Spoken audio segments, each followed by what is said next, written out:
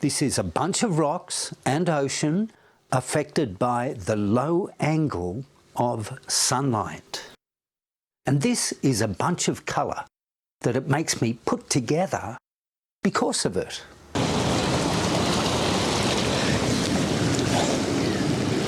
Well, we could always find an arrangement of rocks that nature has provided and just copy that. But that's not creative. So what I'm going to do is draw inspiration from the elements of this subject, which is the nature of these rocks, the sun rising behind me, in other words, the sunlight coming from the background through waves. Use these elements in my own design. Far more creative, far more fun, and frankly it's looking pretty good. Well, we're just a bit further around the front of the headland now. So the rocks are bigger and it's deeper. The sun still hasn't come up, which means effectively the sea is forming a series of shadows. It's not lighting the wave, and I doubt that it will, because it's a rare phenomenon. What I'm talking about is where, just get out of the way a bit, so you can perhaps see the sun behind me here. If you get just the right conditions, the light comes through the wave, comes through the body of the wave as it's thinner, and brings forth these incredible colours as it becomes transparent, depending on the thickness and the power of the light. Just have to watch I don't get wet here. Woohoo! God, this is why we're here, isn't it, eh?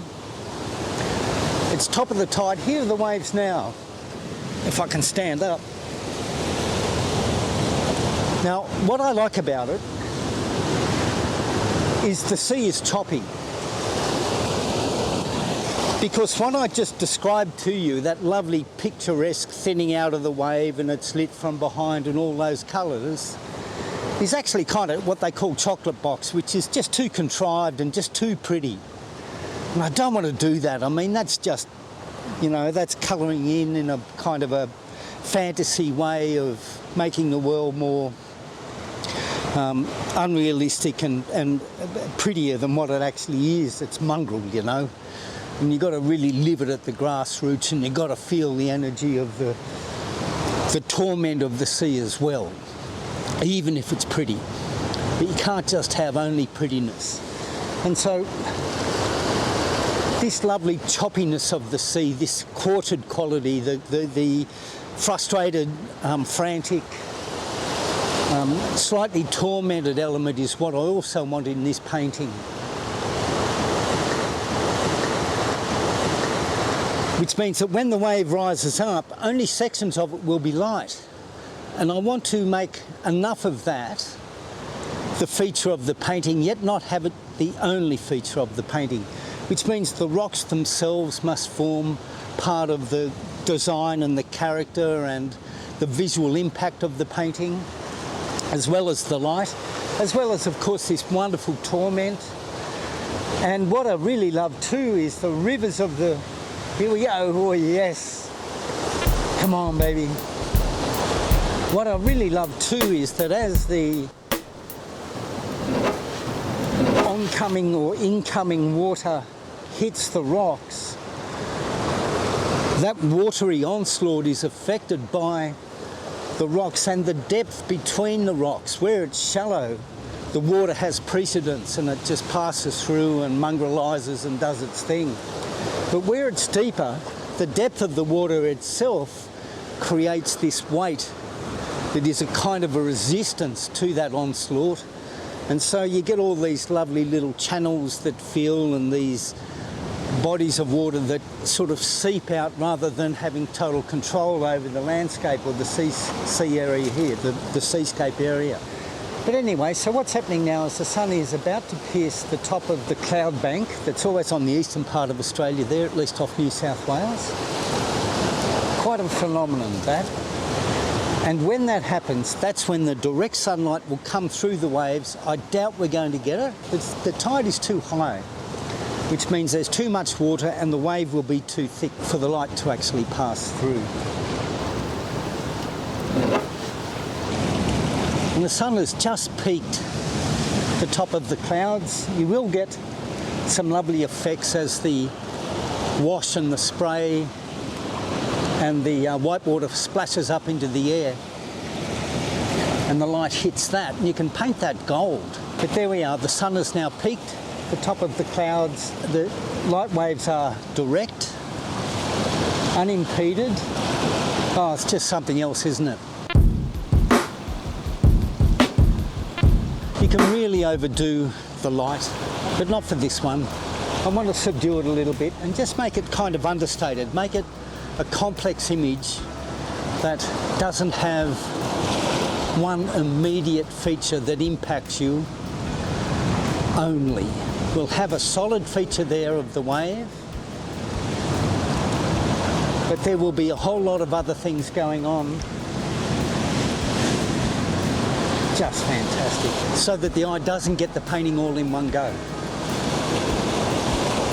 Look at these lovely swirls coming in through here. High tide, really is the top of the tide at the moment. Beautiful bodies of water, fluid coming into these immovable rocks. And been doing it forever. Almost. Give or take a few billion years.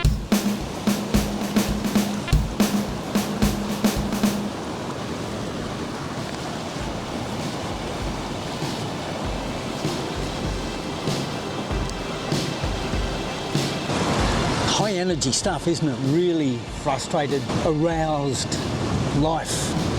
It's almost as though the sea understands the sun has risen and it's got to get to it. But it's been doing it all night, of course. But anyway, these are the lovely things about art that humans respond to and we imaginatively enjoy. I think while I'm here, what I'll mention as well is that when you're low to the ground, when you're at ground level, say you're at standing height or lower, the angle of the rocks to the sea can jam things up a little bit, or a lot. And if you raise the viewpoint and look down on it, it can spread out the image and just give the rocks a little bit more breathing space, and you'll see more of the water interaction with the rocks and the layout and the different weights of water and depths and movements and stillnesses and trickles and so forth.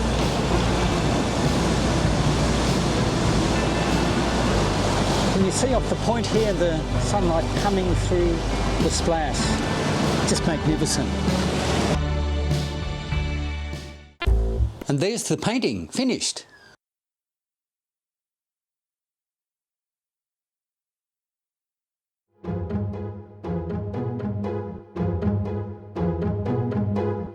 Well, hang on, blank canvas. Bit more to do.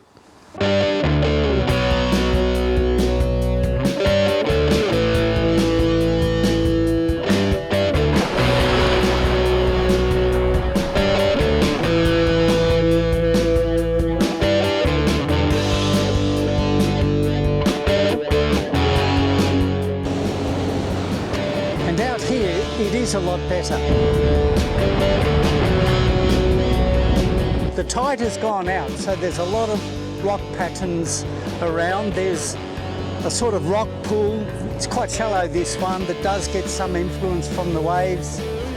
The waves are quartering, which is really exciting.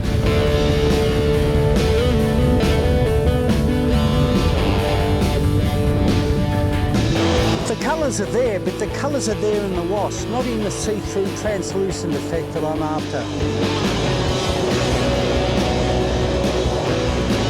Lovely being here.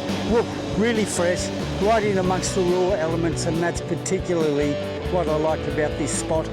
butting into the Pacific Ocean, raw elemental power and constant and endless. Fantastic. There we go. There's the painting. Finished, right? Yes? Does it look good? All the energy is there, everything I wanted. All the movement, the vitality, the life, all there. The visual complexity, fantastic, yeah? Well, right now, as you look at this, you should be thinking, this is crap. And it is crap.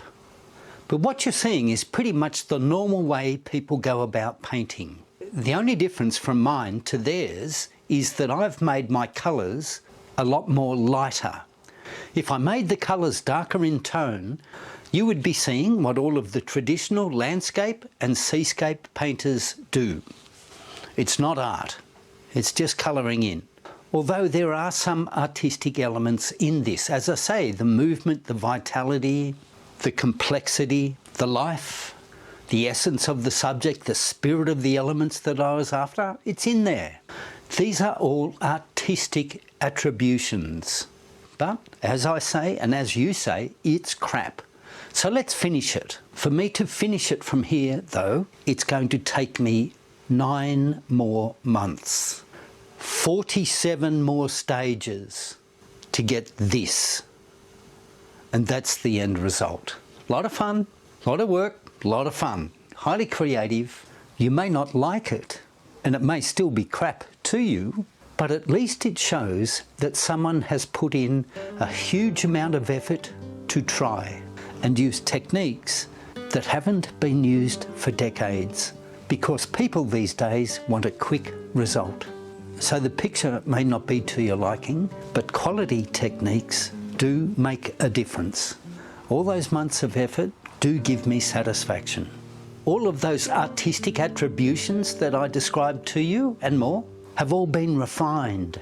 I've resolved those attributes, those artistic attributes, the free creativity stuff, into a finished painting. The idea being is you work from the spirit, capture the spirit, and then you resolve the spirit into degrees of physicality, and you stop where you want. So I'll stop here. Enjoy the world. Happy days.